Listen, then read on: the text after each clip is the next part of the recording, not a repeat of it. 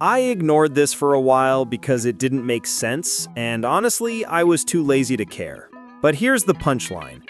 The tiny militant group somehow looks like the hero online, while the army doing all the actual work is treated like Hitler, Thanos, and every villain who ever ruined a movie franchise, combined, but somehow worse.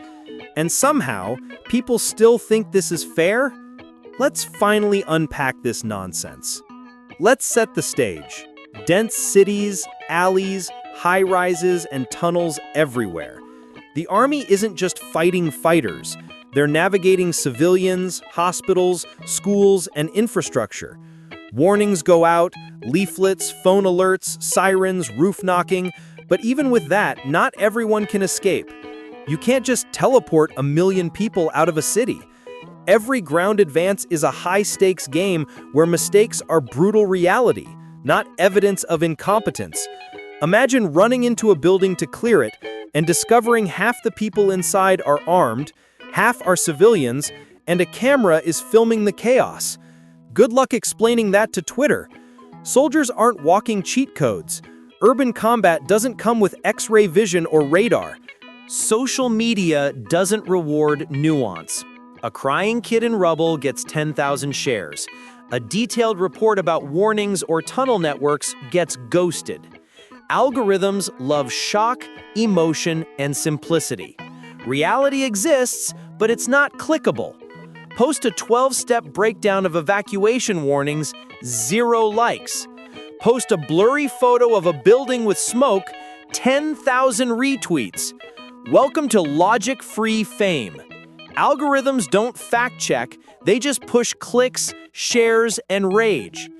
Here's a grim tactic.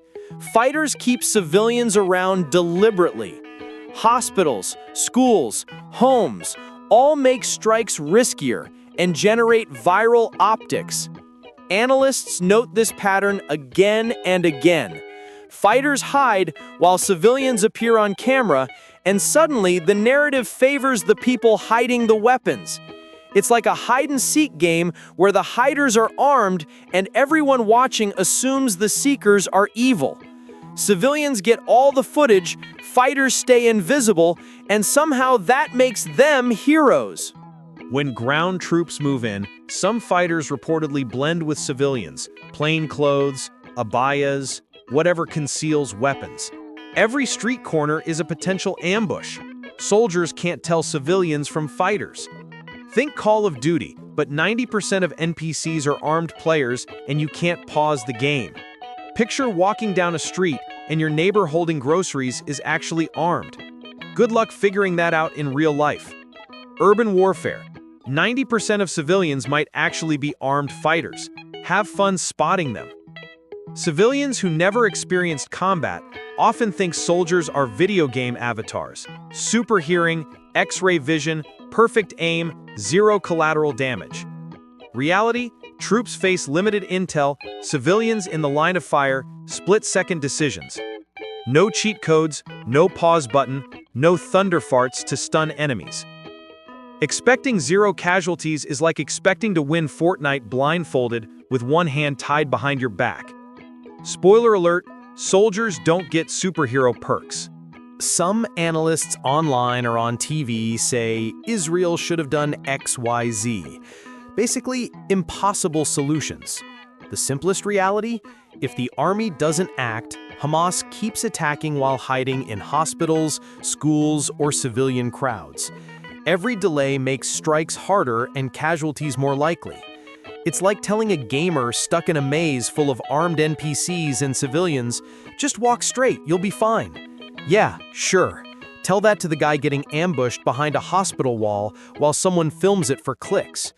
Meanwhile, armchair analysts have keyboards as their weapons, giving step-by-step instructions like they've actually been inside a war zone.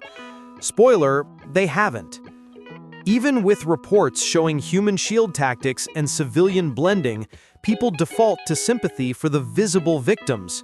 Emotional shortcuts, heuristics, confirmation bias. Reality loses to outrage. Social media amplifies viral images while nuance disappears. The optics always outrun operational reality. A video of rubble gets 10K shares, a paragraph about evacuation warnings gets ghosted. Internet justice, served hot. Facts exist. Outrage spreads faster. Welcome to the modern battlefield. Israel faces brutal choices: act and risk civilian casualties, or wait and let attacks continue. Warnings help, but intelligence gaps and deliberate fighter tactics make perfect execution impossible. Every move has consequences, and social media doesn't care about that nuance. Imagine being blamed for collateral damage while everyone online is cheering the chaos. Now imagine doing it in real life, under fire. Context isn't viral, outrage is. Propaganda victories don't require battlefield wins. Viral images, simplified narratives, and fighters exploiting civilian proximity ensure optics outrun reality. Social media spreads outrage faster than facts, making perception the scoreboard. And yes, the militants often come out on top. A crying kid gets 10K shares, a detailed tactical report gets ghosted. Facts exist. Reality exists. Viral outrage rules. It's exhausting watching people argue from a keyboard like they've got PhD-level war strategy degrees, while completely ignoring the chaos soldiers face every day. It's like watching your drunk uncle explain quantum physics at Thanksgiving. Entertaining, wrong, and somehow trending on Twitter. The reality? Urban combat is messy, dangerous, and full of impossible choices. No amount of outrage or clever memes changes that. So, what have we learned? Propaganda wins because clicks beat context, optics beat strategy, and viral outrage beats nuance. Fighters hiding behind civilians look like heroes. Soldiers doing all the real work get compared to movie supervillains. And the armchair analysts? They're busy tweeting step-by-step solutions from their couches while the actual people on the ground do the impossible. Welcome to Modern Warfare, Internet Edition, where rage clicks more than reality. And honestly, if this doesn't make sense to you, just remember, in the social media battlefield, the one with the best viral crying kid wins. The end. Thanks for watching. If you enjoyed this dose of chaos, hit that like button. It tells YouTube I'm still doing something right. Don't forget to subscribe and ring that notification bell so you don't miss the next round of internet insanity. See you in the next one.